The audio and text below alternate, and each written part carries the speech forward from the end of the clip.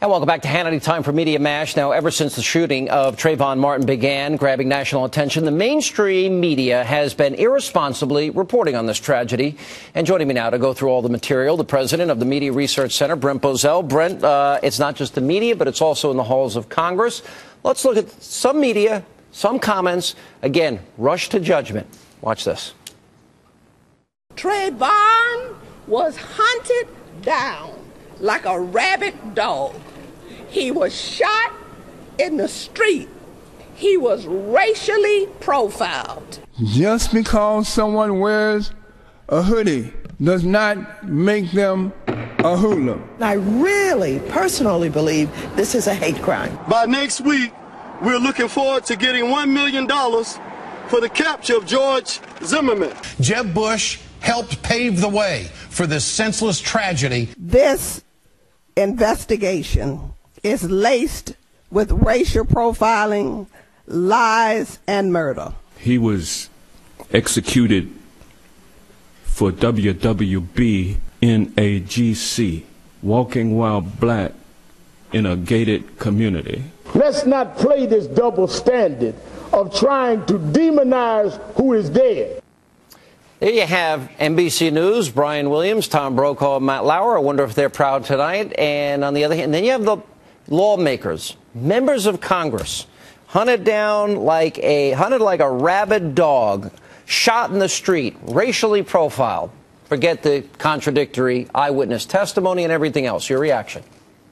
I think the public needs to be stunned at what's going on here. Look, I don't know what happened. I don't know if this guy Zimmerman committed this. If he did, I hope they string him up. But the point is, we don't know. Yet in every single one of those quotes, that person somehow knew. And then it's laced with dishonesty. The Black Panther movement is saying they're going to put out a bounty for his capture, as if he's on the loose. He's not on the loose. So it's dishonest, and no one's calling them to task for this. Somebody has got to stand up and say, these people are out of control. They have an agenda. A bounty? Where's Eric Holder? All right, let's go to NBC News. Now, they distorted Zimmerman's 911 call.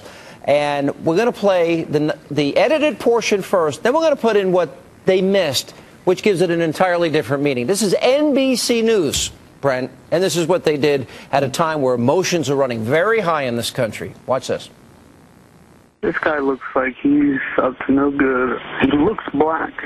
Did you see what he was wearing? Yeah, a dark hoodie. This case drew national attention after 911 tapes were released from the night Zimmerman, a neighborhood watch volunteer, shot and killed Martin, an unarmed teenager. Are you following him? Yeah. Okay, we don't need you to do that. Martin's family says the problem with all of that is that police accepted Zimmerman's statements as the scene as fact and never gathered any more evidence that might reveal what really happened then. This guy looks like he's up to no good, or he's on drugs or something. It's raining and he's just walking around looking about. Okay, and this guy, is he white, black, or Hispanic? He looks black.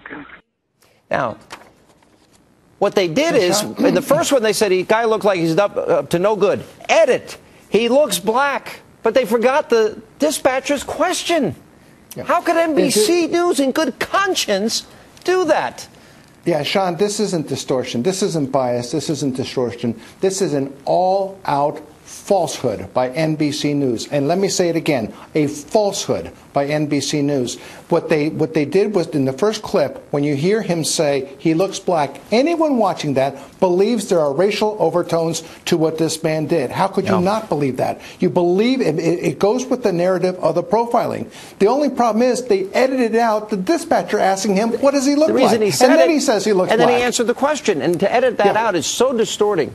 All right, let me go to one last thing. But Sean, it's not distorting. It is advancing a falsehood. It's worse.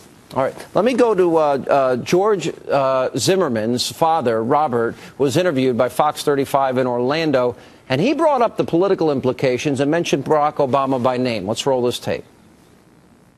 I never foresaw so much hate coming from the president, the Congressional Black Caucus, the NAACP, every organization imaginable is trying to get notoriety or profit from this in some way. But there's so much hate that I've never been involved in hate, and George hasn't. And It's really unbelievable. Now, we don't know what happened, but we do know that George Zimmerman had a broken nose, lacerations in the back of his head, and then we also know that in this particular case that we have the one eyewitness the police talked to that night said they saw Trayvon Martin on top of Zimmerman. So something happened here well beyond what the implications have been from the media and from activists that are down there. And the radical left has already acted as judge, jury, and executioner in this. This is another Tawana Brawley moment we're looking at, folks. Al Sharpton never apologized for that. He's got to respond. Every single person who hung this person without knowing the facts has got to respond to this. What about NBC and I think the News? public has to hold them all. NBC News, they are despicable in this. I want to say it again. They outright advanced a falsehood on national television. They outright told a deliberate lie on national television. It's sad, and with emotions running high, the height of irresponsibility. Brent Bozell, thanks for being with us. And coming up after